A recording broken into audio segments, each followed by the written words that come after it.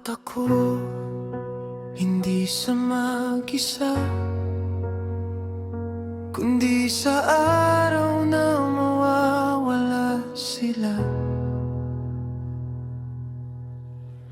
Habang tumatanda ako, mas lalong dumadami tanong, paano kung dumating yung araw na hindi ko na sila makikita?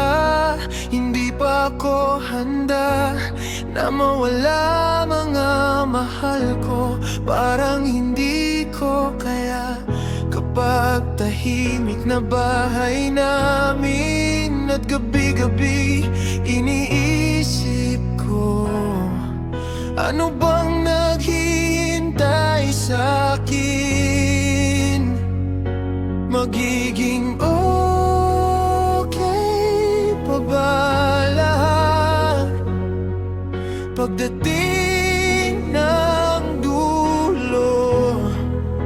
Saan ako pupunta kapag tapos na kwento ko?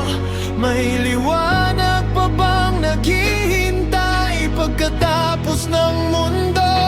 Takot ako maiwan, takot ding mawalan. Hindi ko alam kung kakayanin ko kapag dumating na yun. Kaya habang nandito pa sila, yayakapin ko ng mahigpit dahil hindi ko alam hanggang kailan lang lahat. Minsan habang masaya kami, bigla na lang akong natatakot, kasi alam kong walang permanente, lahat may katapusan. Ayokong makita silang mahina, ayokong marinig huling salita. Hindi pa ready puso ko sa sakit ng pagkawala. At kung dumating man yung araw, sana kayanin ko. Sana may dahilan pa para magpatuloy.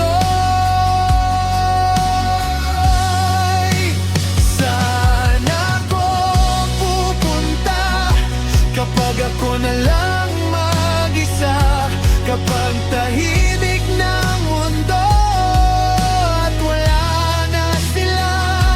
Magiging okay pa ba pagkatapos ng lahat? O mawawala rin ako kasama ng sakit? Pero habang may oras pa, pipiliin kong mahalin sila, dahil yun lang ang sigurado habang buhay pa kami. Ay, siguro walang taong handa sa pagkawala.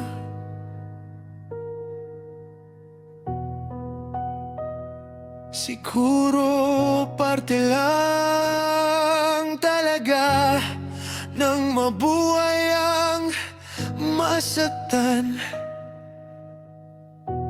Pero sana sa dulo ng lahat, may lugar pa ring tahimik na pwede kong uwian. At kung saan man ako dalhin ng takot at panahon, sana maalala ko na may mga taong nagmahal sa'kin.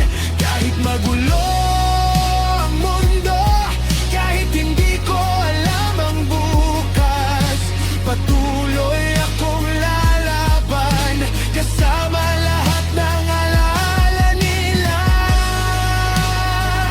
At balang araw, kapag natapos ang kwento ko, sana may liwanag sa lugar na pupuntahan ko.